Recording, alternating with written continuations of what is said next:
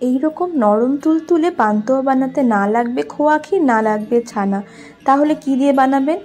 লাল রাঙা আলু দিয়ে যে এত ভালো পান্তুয়া বানানো যায়, একবার বাড়িতে না বানালে বুঝতেই পারবেন না।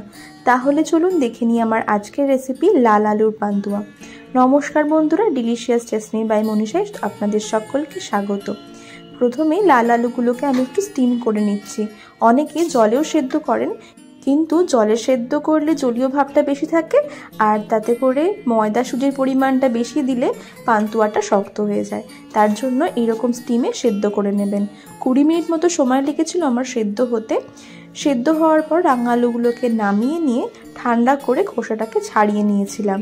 তারপরে খুব ভালোভাবে হাত দিয়ে একটু মেখে নিয়েছিলাম। এইটা চাইলে আপনারা গ্রেটারেও একটু গ্রেট করতে পারেন। গ্রেটারে গ্রেট করলে কিন্তু বেশি সুবিধা হবে। ওই যা হয় আর কি, চোর পাড়ালে বুদ্ধি পারে। আপনারা কিন্তু অবশ্যই গ্রেটারে গ্রেট করবেন, তাড়াতাড়ি হবে আর মিহিও হবে। আমার কিন্তু বেশ অনেকটা সময় ধরে এটাকে মাখতে হয়েছিল। এইবারে এই মিশ্রণের মধ্যে আমি কিছু উপকরণ এক এক করে অ্যাড করে দিচ্ছি। 1 চিমটে মতো এলাচের গুঁড়ো দিচ্ছি, 1 চামচ মতো গলানো ঘি দিলাম, তার সাথে 2 চামচ দিচ্ছি সুজি, আর দুটো 10 টাকা দামের যে গুঁড়ো দুধের প্যাকেট হয় সেই গুঁড়ো দুধ আমি পুরোটা এখানে দিয়ে দিলাম। এইবারে 1 চিমটে মতো খাবার সোডা অ্যাড করছি। ময়দা কিন্তু এক্ষুনি আমি দিচ্ছি না, আগে আমি মাখতে থাকবো, কারণ মাখতে মাখতে সুজিটাও একটু ফুলবে।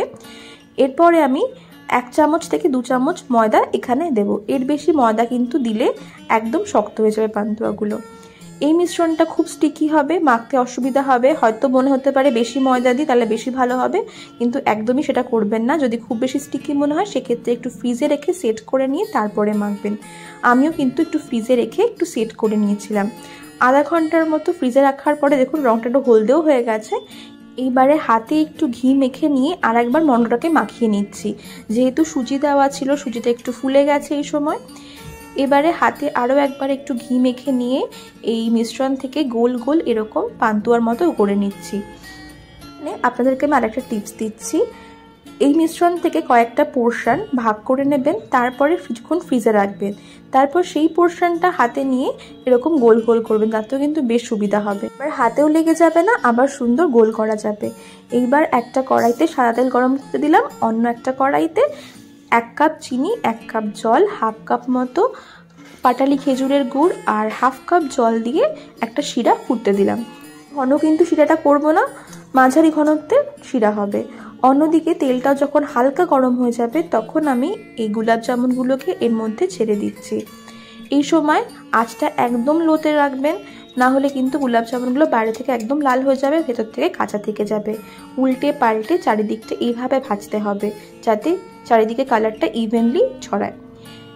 দেখুন রংটা কিন্তু আস্তে আস্তে সোনালি হয়ে যাচ্ছে, আর আমাদের কিন্তু এই গোলাপ জামুনগুলো ভাজা মোটামুটি হয়ে এসছে। এইবার আমি তেল থেকে তুলে নিচ্ছি। এইবার গরম অবস্থাতেও যখন চিনি শিরাটাও গরম থাকবে সেই সময় এই পান্তুয়াগুলোকে এই চিনি শিরায় দিয়ে দিতে হবে। যখন সবকটা পান্তুয়া আমার ভাজা হয়ে যাবে, সবকটাই চিনি শিরার মধ্যে দিয়ে গ্যাসের ফ্লেমটা আবার একটু অন করে শিরাটা গরম করে নিয়ে গ্যাসটা অফ করে দিয়ে ঢাকা দিয়ে রাখবো 3 থেকে 4 ঘন্টা। 3-4 ঘন্টা পরে দেখুন গোলাপ জামুনগুলো ফুলে কতটা বড় হয়ে গেছে আর রসটা সবটাই টেনে নিয়েছে। বলছি এই গোলাপ জামুনগুলো কিন্তু আমি প্রথম বানালাম আর প্রথম খেলাম, এতটা যে ভালো হবে এক্সপেক্ট করিনি। তোমরা কিন্তু অবশ্যই একবার ট্রাই করে দেখো, আর আমাকে সাবস্ক্রাইব করতে ভুলো না। কেমন লাগলো আমার আজকের রেসিপি জানিও, লাইক করে দিও, শেয়ার করে দিও। ধন্যবাদ।